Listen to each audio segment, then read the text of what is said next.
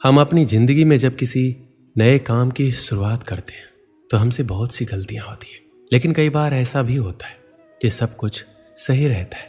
लेकिन कुछ लोग ऐसे भी होते हैं जो बार बार होने वाली गलतियों की वजह से हार मान लेते हैं।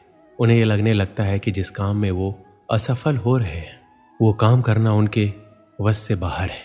लेकिन जो लोग अपनी गलतियों से सीखना जानते हैं वो कभी हार नहीं मानते, बेशक वो काम करने के तरीके को बदल देते हैं।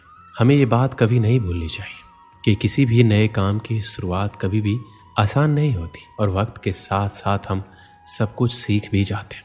हमें अपने आप पर विश्वास होना चाहिए कि हम जो काम कर रहे हैं उसमें हमें सफलता अवश्य मिलेगी। अगर हम कुछ नया सोच सकते हैं तो बेशक हम उसे कर भी सकते हैं, लेकिन उसके लिए हमें खुद पर विश्वास होना बहुत जरूरी है। शुरुआत में ही हर कोई सफल नहीं हो जाता। जो लोग अपने असफलता से कुछ सीखते हैं वे जिंदगी में बहुत आगे तक जाते हैं, और जो लोग अपने असफलता की वजह से पीछे हट जाते हैं वो लोग कभी आगे नहीं बढ़ पाते। हमें पता होना चाहिए कि सफलता के साथ साथ असफलता भी जुड़ी होती है। जब भी असफलता हमको चारों तरफ से घेर लेती है तो उस समय हमको आगे बढ़ने के लिए मोटिवेशन की जरूरत होती है, क्योंकि बिना मोटिवेशन के हम परेशानियों और कठिनाइयों में उलझ कर ही रह जाते हैं और हमको कोई रास्ता नजर नहीं आता। श्री कृष्ण कहते हैं, यदि आप जीवन में आगे बढ़ना चाहते हैं और सफलता को हासिल करना चाहते हैं तो आपके जीवन में लक्ष्य का होना बहुत ही जरूरी है, क्योंकि बिना लक्ष्य के आप अपने समय को बर्बाद करते हैं और आप किसी भी कार्य को बेहतर ढंग से नहीं कर पाते। यदि आप अपने लिए सही लक्ष्य का निर्धारण करते हैं तो आप अपने समय का बेहतर ढंग से सदुपयोग करते हैं सफलता को प्राप्त कर सकते हैं। अगर आपने अभी तक अपने लिए कोई लक्ष्य नहीं निर्धारित किया है तो आज से ही अपने लिए एक लक्ष्य का निर्धारण करें और उस लक्ष्य को हासिल करने के लिए पूरी कोशिश करें।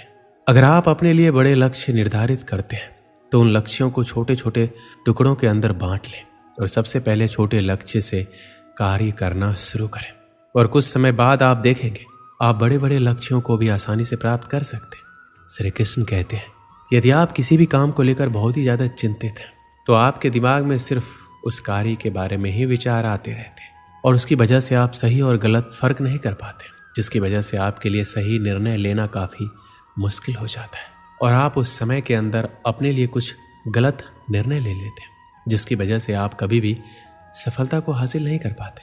तो आपको जीवन में कभी भी किसी भी कार्य को लेकर बहुत ही ज़्यादा चिंता नहीं करनी चाहिए। आपको सिर्फ और सिर्फ अपने लक्ष्य पर फोकस करना चाहिए ताकि आप लक्ष्य प्राप्ति की ओर आसानी से अग्रसर हो सके। श्री कृष्ण कहते हैं, यदि आप जीवन के अंदर सफलता को हासिल करना चाहते हैं तो आपको एक बात हमेशा याद रखनी है, आपको हमेशा अपने दिल की सुननी चाहिए और उस कार्य को दिमाग से करना चाहिए। जबकि बहुत से लोग दिमाग की सुनते हैं और दिल से कार्य करते हैं, जिसकी वजह से उनको हमेशा परेशानियों का सामना करना पड़ता है। जब आप अपने दिल की बात सुनते हैं और किसी भी कार्य की शुरुआत करते हैं तो आप उस कार्य के अंदर अपना 100% लगा देते हैं, और यदि आप किसी कार्य के अंदर अपना 100% लगाते हैं तो आपको एक ना एक दिन सफलता जरूर मिलती है। ज़्यादातर लोग दूसरों के डर की वजह से कभी भी अपने दिल की बात नहीं सुन पाते और हमेशा ऐसे कार्य करते हैं जो उनको कभी भी खुशी नहीं देते, और ऐसे कार्य करने चाहिए जो आपको लंबे समय तक खुशी दे सके।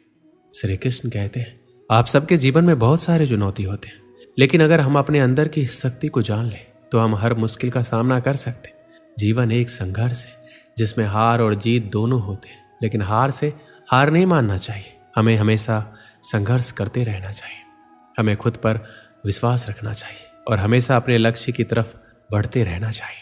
हमें अपने सपनों के लिए काम करना चाहिए और हमेशा एक सकारात्मक सोच रखनी चाहिए। जीवन में कोई भी मुश्किल हो, हमें हमेशा सकारात्मक होकर समस्या का सामना करना चाहिए। यदि हम सकारात्मक रहते हैं तो हम हमेशा अपने लक्ष्य को पूरा कर सकते हैं। श्री कृष्ण कहते हैं, सफलता कभी भी एक दिन के अंदर नहीं मिलती है, लेकिन एक दिन आपको जरूर मिलती है। जीवन में आपको कदम कदम पर कठिनाइयों और मुश्किलों का सामना करना पड़ता है, लेकिन यदि आप मानसिक रूप से मजबूत हैं तो आप जीवन की बड़ी बड़ी कठिनाइयों का सामना बहादुरी के साथ कर सकते हैं। जीवन में यदि आपके सामने कितनी भी बड़ी मुश्किल क्यों ना आए, आपको सिर्फ एक बात याद रखनी है और आपको बोलना है कि कोई भी मुश्किल और कठिनाइयाँ और समस्या मुझसे बड़ी नहीं है। जिंदगी में हर इंसान के जीवन में एक ऐसा समय आता है जब उसको लगता है कि अब सब कुछ खत्म हो गया है, तो उस समय यदि आपके अंदर आगे बढ़ने की हिम्मत होती है तो ही आप सफलता के शिखर को छू पाते हैं। अगर आप एक छात्र हैं, असफल हो जाते हैं, तो इसका ये मतलब नहीं है कि दोबारा प्रयास ना करें। असफलता आपके लिए एक अवसर होती है। आप इससे बहुत कुछ सीख सकते हैं। इससे आप अधिक समझदार बनेंगे और अपनी सफलता की राह को बेहतर ढंग से समझेंगे। अपने आप को माने और दूसरों के बारे में सोचना बंद करें। अपने आप को उन सफल लोगों से तुलना ना करें जो आपकी उम्र से कई गुना ज़्यादा सफल हो चुके हैं। आपका मार्ग आपका होता है और आपको उसी के अनुसार आगे बढ़ना चाहिए। अपने लक्ष्य को समझें और उसे पाने के लिए मेहनत करें। लक्ष्य स्पष्ट होना चाहिए और उसके लिए आपके पास एक योजना होनी चाहिए। सफल होने के लिए आपको अपने आप पर भरोसा होना चाहिए। आपको अपनी क्षमताओं पर विश्वास होना चाहिए। आपके पास साधन न होने की वजह से आप असफल नहीं हो सकते। आपकी सफलता आपके अंदर होने वाले विश्वास पर निर्भर करती है। और अंत में मैं ये कहना चाहूँगा कि आप सफल हो सकते हैं। आपकी सफलता आपके उत्साह, मेहनत और विश्वास पर निर्भर करती है। अपनी सोच और कार्यों में सकारात्मक रहें और अपने लक्ष्य की ओर अग्रसर रहें। बहुत समय पहले की बात है। भारत के सुदूर दक्षिण में एक छोटा सा राज्य स्थित था। राजा द्वारा राज्य का संचालन शांतिपूर्वक हो रहा था। एक दिन अचानक उसे खबर मिली कि एक बड़े राज्य की सेना की एक बड़ी टुकड़ी उसके राज्य पर आक्रमण के लिए आगे बढ़ रही है। वो घबरा गया क्योंकि उसके पास उतना सैन्य बल नहीं था जो उतनी बड़ी सेना का सामना कर सके। उसने सेनापति को बुलाया। सेनापति ने पहले ही हाथ खड़े कर दिए। वह बोला, महाराज, इस युद्ध में हमारी हार निश्चित है। इतनी बड़ी सेना के सामने हमारी सेना टिक नहीं पाएगी, इसलिए इस युद्ध को लड़ने का कोई औचित्य नहीं है। हमें अपने सैनिकों के प्राण गंवाने के बजाय पहले ही हार स्वीकार कर लेनी चाहिए। सेनापति की बात सुनकर राजा बहुत निराश हुआ। उसकी चिंता और बढ़ गई। उसे समझ नहीं आ रहा था कि क्या करें क्या ना करें। अपनी चिंता से छुटकारा पाने के लिए वह राज्य के संत के पास गया। संत को उसने पूरी स्थिति से अवगत कराया और बताया कि सेनापति ने युद्ध के पहले ही हाथ खींच लिया है। यह सुनकर संत बोले, राजन, ऐसे सेनापति को तुरंत उसके पद से हटाकर कारागृह में डाल देना चाहिए। ऐसा सेनापति जो बिना लड़े हार मान रहा है, उसे सेना का नेतृत्व करने का कोई अधिकार नहीं है। किंतु गुरुवर, यदि मैंने उसे कारागृह में डाल दिया तो सेना का नेतृत्व कौन करेगा? संत बोला, राजन, तुम्हारी सेना का नेतृत्व मैं करूंगा। राजा सोच में पड़ गया कि संत युद्ध कैसे लड़ेंगे। उसने कभी युद्ध नहीं किया, किंतु कोई विकल्प ना देख उसने संत की बात मान ली और अपनी सेना का सेनापति बना दिया। सेनापति बनने के बाद संत ने सेना की कमान संभाल ली और सेना के साथ युद्ध के लिए तैयार कर दिया। रास्ते में एक मंदिर पड़ा।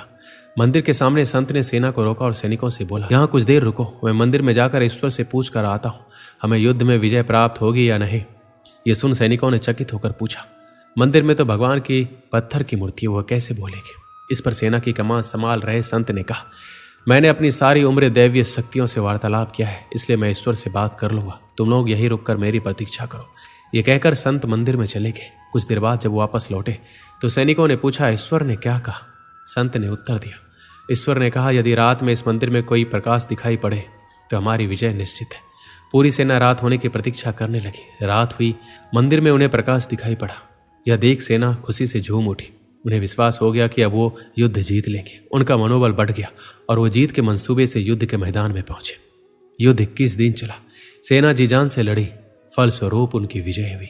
विजयी सेना के वापस आते ही फिर वही मंदिर पड़ा। तब सैनिकों ने संत से कहा, ईश्वर के कारण हमारा विजय हुआ है, आप जाकर उन्हें धन्यवाद दिया है। संत ने उत्तर दिया, इसकी कोई आवश्यकता नहीं है। यह सुनकर सैनिक कहने लगे, आप कितने कृतघ्न हैं। जिस ईश्वर ने मंदिर में रोशनी कर हमें जीत दिलाई, आप उनका धन्यवाद नहीं कर रहे।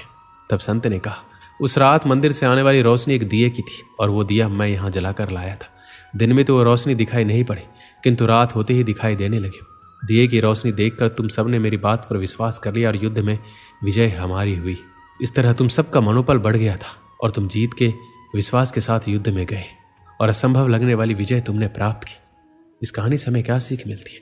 खुद पर विश्वास रखो और परिश्रम करते रहो। विश्वास की विजय होगी। हमारी सोच ही आगे चलकर वास्तविकता का रूप लेती है, इसलिए हमें अपनी सोच पर ध्यान देना चाहिए। सदा सकारात्मक सोचें ताकि सकारात्मक परिणाम मिले। दोस्तों, इस वीडियो में बस इतना ही। मिलते हैं अगली वीडियो में। अपना ख्याल रखिएगा। जय श्री कृष्ण।